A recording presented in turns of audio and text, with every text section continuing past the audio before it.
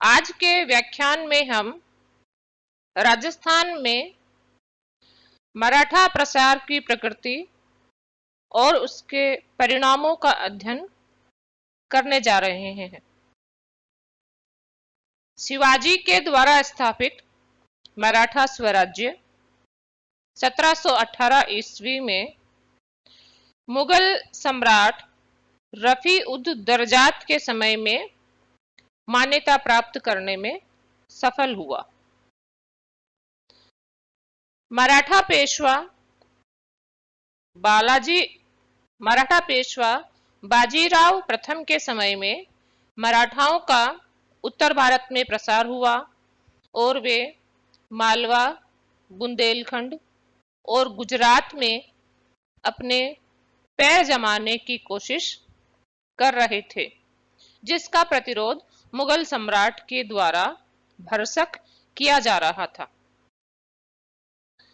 मालवा में मराठों की घुसपैठ राजस्थान में भी उनकी घुसपैठ का आधार बनी और मालवा से लगते राजस्थान के क्षेत्रों, हाड़ौती और दक्षिणी राजस्थान के क्षेत्रों को मराठों के सर्वप्रथम धावों का सामना करना पड़ा।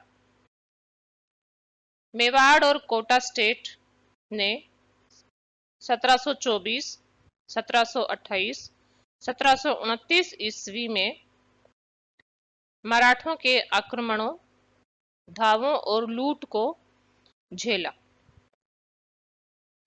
ये मराठा धावे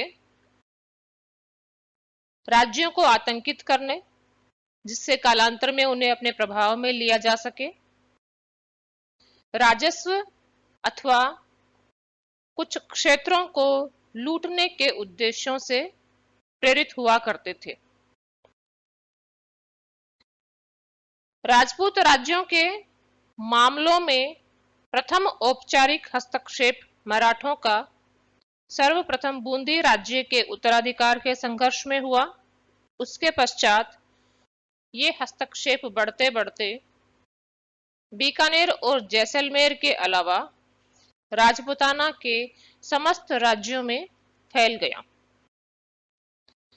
इसने राजपूताना में काफी भयावह स्थिति उत्पन्न कर दी। जिन मराठों से किसी समस्या के समाधान की उम्मीद की जाती थी, वे मराठे स्वयं राजपूताना के राज्यों के लिए ऐसी समस्या बन गए थे जिनका कोई समाधान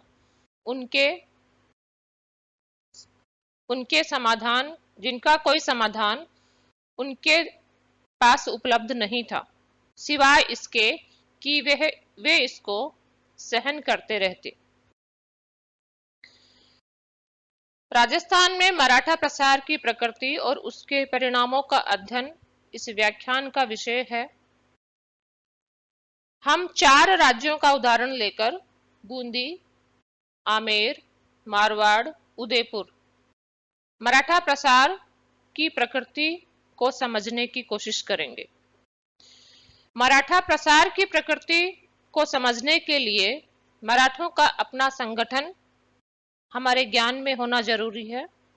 मराठा छत्रपति साहू के अंतर्गत अष्टप्रधान पेशवा प्रशासन में पेशवा सर्वप्रमुख मराठा सरदार होने के साथ साथ उसके अंतर्गत कुछ अन्य मराठा सरदार थे जो कुछ नियमों के अलावा स्वायत्त स्थिति में होते थे। ये मराठा सरदार नागपुर के भोंसले, इंदौर के होलकर, ग्वालियर के सिंधिया, गुजरात के गायकवाड़ आदि थे।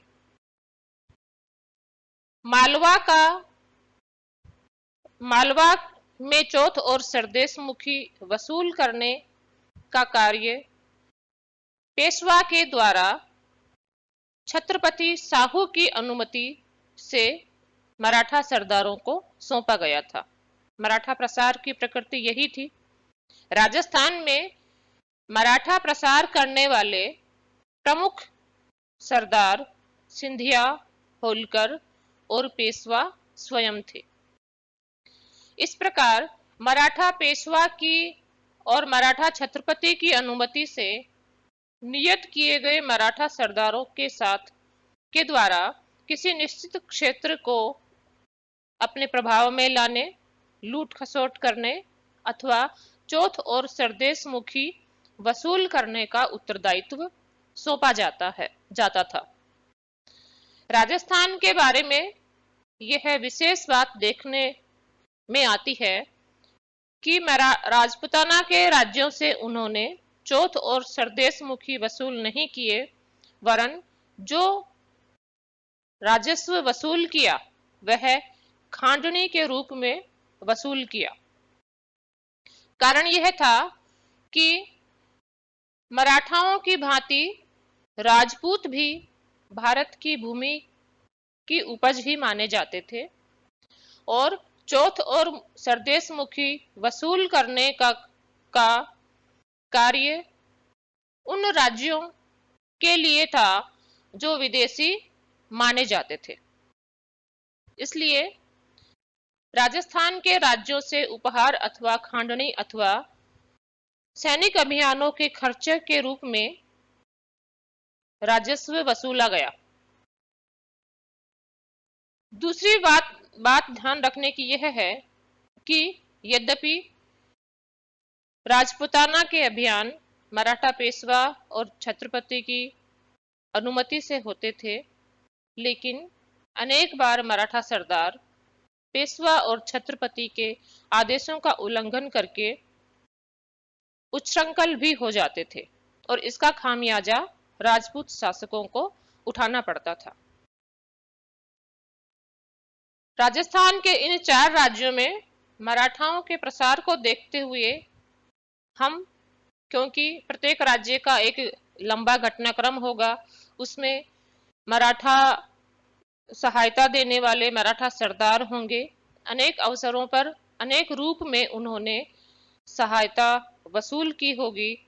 सहायता सैनिक अभियानों के मूल्य के रूप में अथवा दूसरे कारणों से मूल्य के रूप में अथवा ब्लैकमेल करके भी वो पैसे वसूलते थे। इस प्रसार को पढ़ते समय हम सार रूप में इन राज्यों का घटनाक्रम देखेंगे।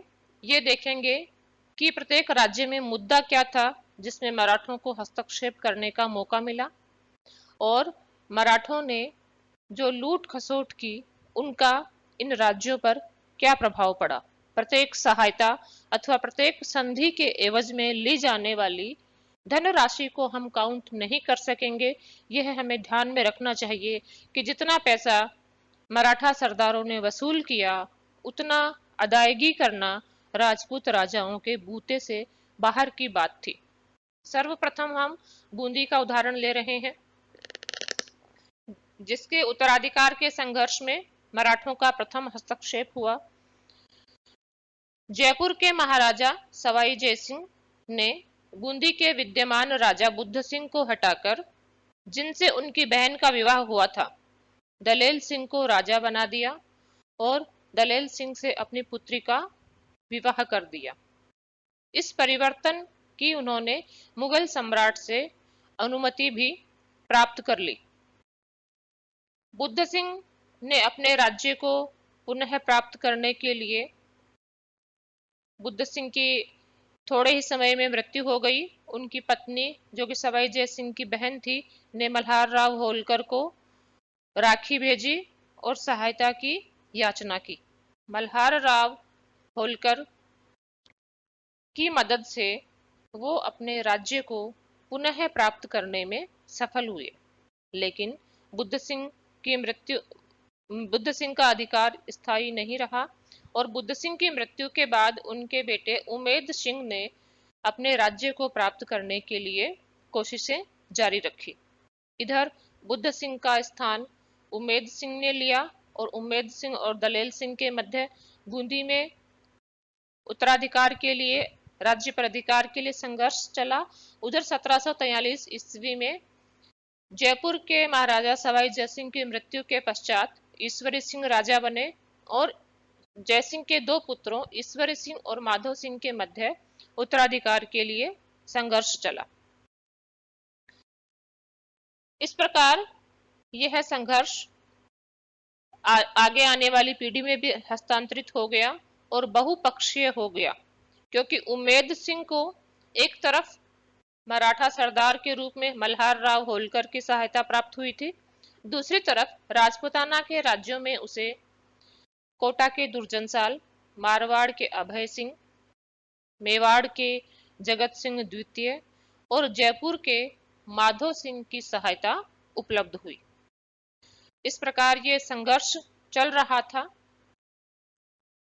कोटा के दुर्जनसाल की मदद से उम्मेद सिंह ने दलेल सिंह को एक बार पुनः निकाल दिया और तारागढ़ में शरण लेने के लिए मजबूर किया। हालांकि पुनः वह बूंदी पर अधिकार को स्थायी नहीं रख सका। इधर मराठा सरदार मल्हार राव होलकर ने पक्ष परिवर्तन करके ईश्वरी सिंह के पक्ष में चला गया।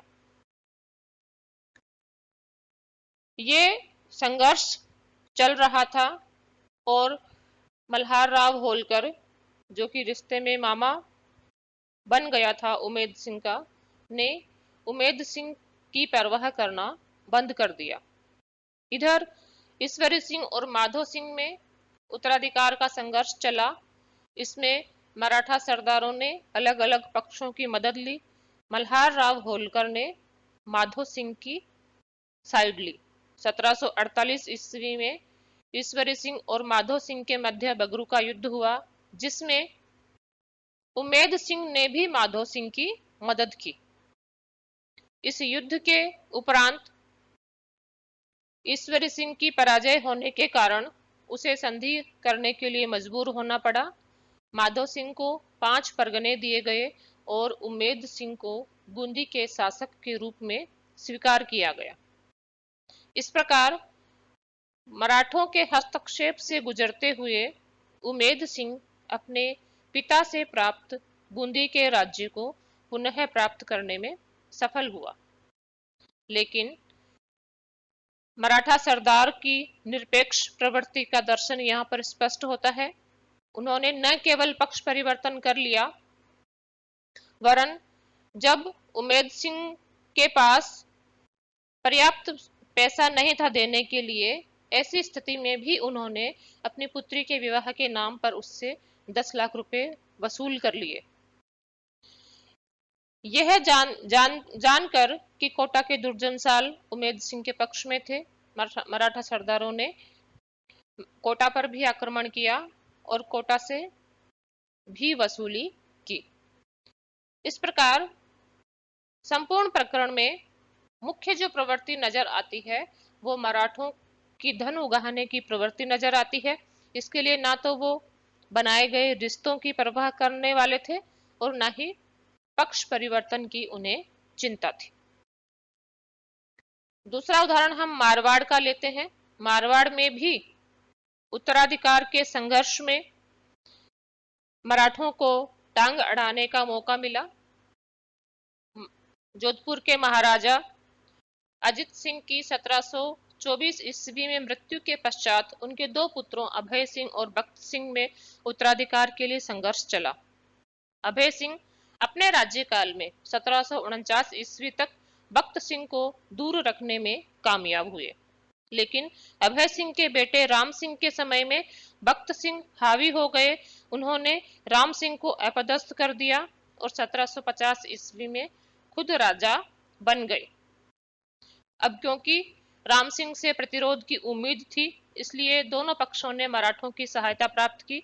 बख्त सिंह ने होलकर सरदार से और राम सिंह ने सिंधिया से मदद प्राप्त की। बख्त सिंह की जल्दी ही मृत्यु हो गई और 1752 ईस्वी में विजय सिंह उनका उत्तराधिकारी बना। अब उत्तराधिकार का संघर्ष विजय सिंह और राम सिंह के मध्य चलने वाला था, क्योंकि पेशवा ने मराठा सरदारों को निर्देशित किया कि प्राकृतिक अधिकार राम सिंह का बनता है, इसलिए उसे राज्य दिलवाना चाहिए। जयाप्पा सिंधिया को उसकी मदद के लिए भेजा। जयाप्पा सिंधिया ने विजय सिंह के खिलाफ संघर्ष चलाया, लेकिन जयप्पा की हत्या करवा दी गई और उसके बाद उनके पुत्रों जनकोजी और दत्ताजी ने उनकी जगह ली और विजय सिंह के खिलाफ अभियान करते रहे। 1754 से 1756 के 2 वर्षों में उन्होंने पहले मेड़ता में विजय सिंह को हराकर अधिकार किया, उसके बाद नागौर में उनको घेर लिया, जिसका कि घेरा साल भर चला। विजय सिंह दबाव में आकर संधि करने की स्थिति में आ गया। फलस्वरूप फरवरी 1756 ईस्वी में मराठों की मध्यस्थता से विजय सिंह और राम सिंह के मध्य संधि संपन्न हुई। इस संधि में उन्होंने मारवाड़ को 2 भागों में बांट दिया, एक हिस्सा विजय सिंह को, दूसरा राम सिंह को दे दिया गया। अजमेर का परगना, तारागढ़ का किला उन्होंने अपने लिए रख लिया। विजय सिंह से उन्होंने सैनिक अभियान के खर्चे के एवज में 50 लाख रुपए की राशि की मांग की, जिसमें से 25 लाख रुपए उन्हें तुरंत दिया जाना था और बाकी के 25 लाख रुपए उन्हें किस्तों में दिया जाना था। इस प्रकार मराठों के हस्तक्षेप से मारवाड़ के राज्य का विभाजन हुआ। अजमेर उन्होंने स्थायी रूप से अपने प्रभाव में ले लिया और एक इतनी बड़ी राशि मारवाड़ के राज्य पर थोप दी, जिसे मारवाड़ का राज्य कभी अदा नहीं कर सका। इस प्रकार मारवाड़ का राज्य सिंधिया सिंधिया के संरक्षण में चला गया। वे प्रति वर्ष उससे खिराज अथवा खांडनी के रूप में राज्य के राजस्व का एक बड़ा भाग वसूल करते रहे। इस प्रकार मारवाड़ जैसा शक्तिशाली राज्य मराठों के प्रभुत्व में जा चुका था। तीसरा उदाहरण हम जयपुर का लेते हैं। सवाई जयसिंह जब औरंगजेब की मृत्यु हुई दक्षिण भारत में थे। दक्षिण भारत में मुगल शाहजादा आजम था, जिसका पक्ष उन्होंने मुगल शाहजादे आजम मुअज्जम के विरुद्ध उत्तराधिकार के युद्ध में लिया, लेकिन मुअज्जम जाजऊ की लड़ाई जीतकर मुगल बादशाह बन गया, जिसका खामियाजा सवाई जयसिंह को आमेर को खोकर भरना पड़ा। बहादुर शाह प्रथम ने आमेर को खालसा कर दिया। आमेर को खालसा से छुड़ाने और पुनः प्राप्त करने के लिए उसने जोधपुर के महाराजा अभय सिंह, जोधपुर के महाराजा अजित सिंह और मेवाड़ के महाराजा अमर सिंह द्वितीय से सहायता मांगी। उन्होंने अजित सिंह की पुत्री से विवाह किया और महाराणा अमर सिंह द्वितीय की पुत्री चंद्रकुंवरी से इस शर्त पर विवाह किया कि चंद्रकुंवरी से उत्पन्न होने वाला राजकुमार ही मेवाड़ का उत्तराधिकारी बनेगा। इस समय इस शर्त को मानने में जयसिंह को आपत्ति नहीं थी, क्योंकि उस समय तक उनका कोई उत्तराधिकारी उत्पन्न नहीं हुआ था। लेकिन आगे चलकर खींची रानी सूरज कुंवरी से ईश्वरी सिंह पैदा हो गए। पहले माधो सिंह मेवाड़ की राजकुमारी से बाद में उत्पन्न हुए। फलस्वरूप 1743 ईस्वी में ईश्वरी सिंह आमेर के जयपुर के शासक बन गए। माधो सिंह ने अपना अधिकार प्राप्त करने के लिए अपने नाना जगत सिंह द्वितीय के सानिध्य में संघर्ष छेड़ दिया। इस प्रकार जयपुर में उत्तराधिकार को लेकर संघर्ष उत्पन्न हो गया। दोनों पक्षों ने अलग अलग मराठा सरदारों की सहायता प्राप्त की। इधर कोटा का दुर्जन साल और बूंदी का उमेद सिंह माधो सिंह के पक्ष में थे। मेवाड़ के महाराणा जगत सिंह द्वितीय भी माधो सिंह के पक्ष में थे। मराठा सरदारों में माधो सिंह ने मल्हार राव होलकर की मदद ली। ईश्वरी सिंह ने राणोजी सिंधिया से पेशवा के माध्यम से सहायता प्राप्त की। दोनों पक्षों के मध्य युद्ध हुआ। 1745 से 1747 के 2 युद्धों में ईश्वरी सिंह विजयी हुआ।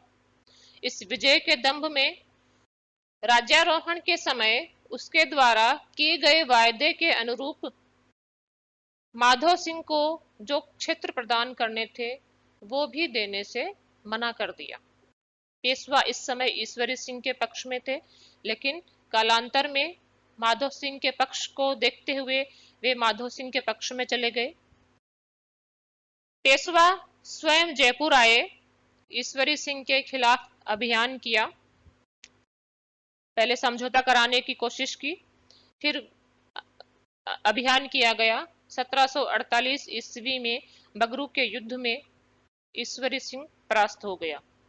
मल्हार राव होलकर के माध्यम से ईश्वरी सिंह और माधो सिंह के मध्य में संधि संपन्न कराई गई, जिसमें 5 परगने माधो सिंह को दिए गए। साथ ही बूंदी का राज्य उमेद सिंह को दिया गया। होलकर को पर्याप्त धनराशि इनाम के रूप में मिली। क्योंकि इस समझौते के अंतर्गत माधो सिंह और ईश्वरी सिंह दोनों के द्वारा मराठा सरदार होलकर को धनराशि दी जानी थी, इसलिए उस बची हुई धनराशि का भुगतान प्राप्त करने के लिए होलकर जयपुर की तरफ रवाना हुआ और उस आतंक से घबराकर ईश्वरी सिंह ने दिसंबर 1750 ईस्वी में अपनी 3 रानियों के साथ आत्महत्या कर ली।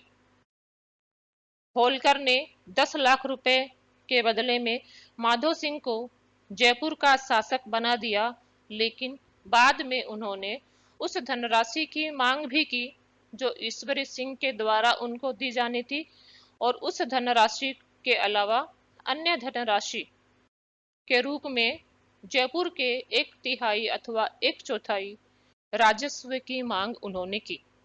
माधो सिंह क्रुद्ध हुआ। मराठों को सबक सिखाने के नजरिए से एक बार जबकि मराठे जयपुर को देखने के लिए परकोटे के भीतर आए, परकोटे के दरवाजे बंद कराकर कत्लेआम शुरू कर दिया गया। 1500 मराठे मारे गए।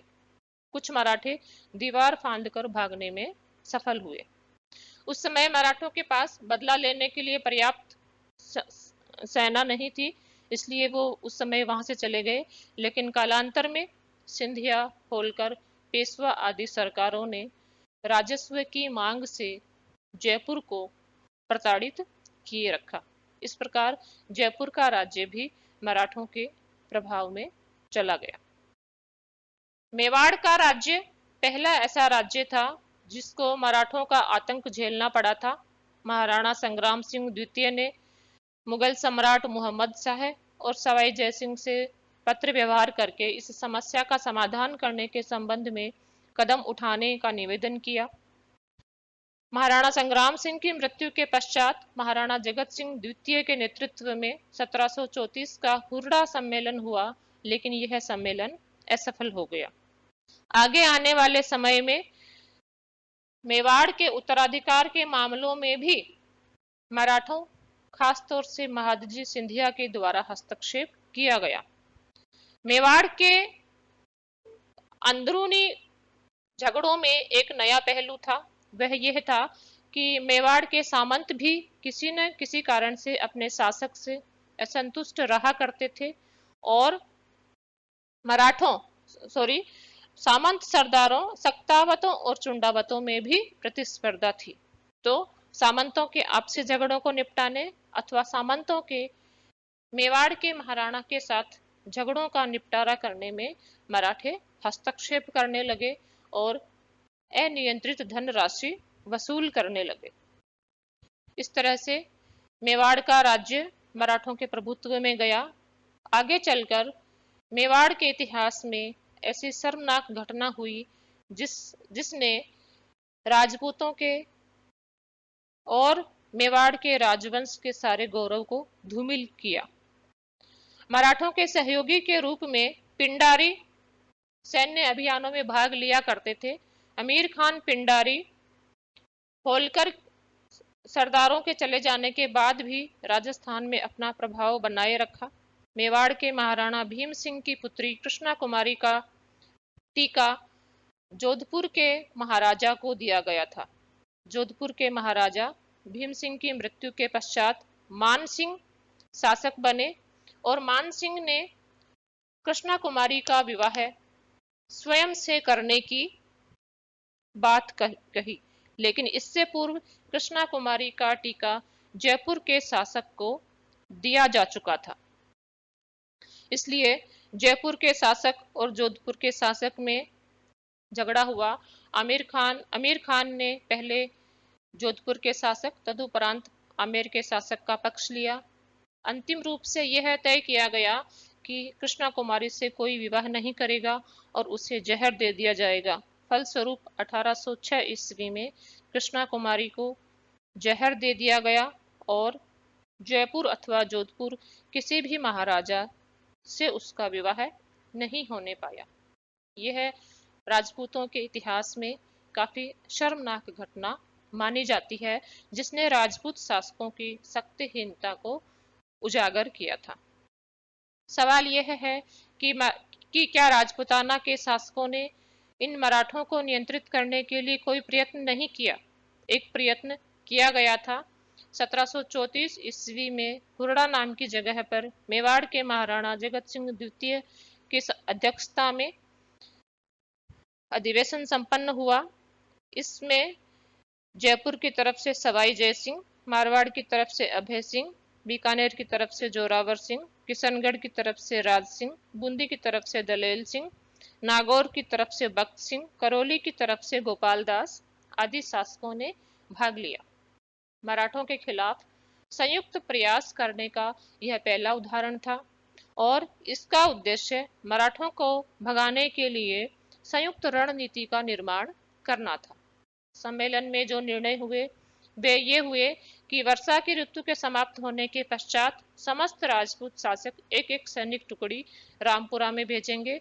उस सैनिक टुकड़ी के द्वारा मराठों के खिलाफ अभियान किया जाएगा और इस अभियान में मुगल सम्राट की मदद भी मांगी जाएगी। अगर मुगल सम्राट उनको मदद देंगे तो मुगल सम्राट के द्वारा मराठों के विरुद्ध किए जाने वाले अभियानों में राजपूत शासकों की तरफ से मुगल सम्राट को भी सहायता दे दी जाएगी। साथ ही यह निर्णय किया गया कि राजपूत सरदार आपस में शांतिपूर्ण रहेंगे, एक दूसरे का सम्मान करेंगे, एक के खिलाफ झगड़े को सभी के खिलाफ झगड़ा समझा जाएगा। लेकिन हुर्रा सम्मेलन केवल कागजी कार्यवाही रह गया।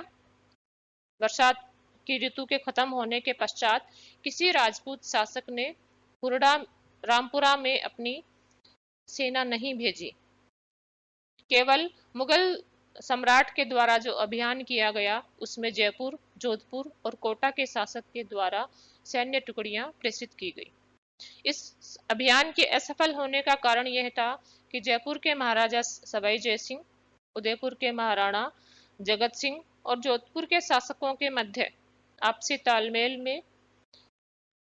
तालमेल नहीं था।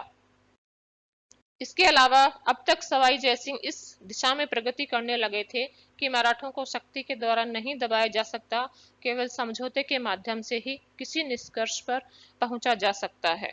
इसलिए यह सम्मेलन असफल हो गया। इसके पश्चात राजपूत राज्य एक एक करके मराठों के प्रभाव में आते चले गए, जो हमने 4 उदाहरण के माध्यम से आपके सामने रखा। मराठों के इस हस्तक्षेप का, संसाधनों की लूट का राजपूताना के राज्यों पर बहुत गहरा प्रभाव पड़ा। प्रत्येक छोटे अथवा बड़े मामले के निर्णय के लिए राजपूत सरदार अथवा सामंत मराठों की शरण में जाने लगे। उनके संसाधनों का बहाव मराठों की तरफ हो गया। राजपूत शासकों का भयंकर आर्थिक शोषण हुआ, जो बाद में राजनीतिक प्रभुत्व में बदल गया। राजपूताना के अधिकांश राज्य सिंधिया और होलकर के अधिकार में चले गए। मध्य और पश्चिमी राजस्थान सिंधिया के अधिकार में गए। पूर्वी राजस्थान के राज्य होलकर के संरक्षण में चले गए। मराठों को संतुष्ट करने के प्रयासों में राजपूत शासकों के अपने संसाधन, अपना प्रशासन बिगड़ गया और एक स्थायी प्रवृत्ति संरक्षण की विकसित हो गई, जो पहले मुगल बादशाह की थी, अब मराठा सरदारों की थी और बाद में ईस्ट इंडिया कंपनी की हो गई। इस प्रकार मराठों का राजस्थान में प्रभाव एक घातक प्रभाव के रूप में यहाँ पर स्थापित हुआ, जिसने एक प्रभाव को दूसरे प्रभाव की स्थापना में ले जाकर छोड़ा। धन्यवाद।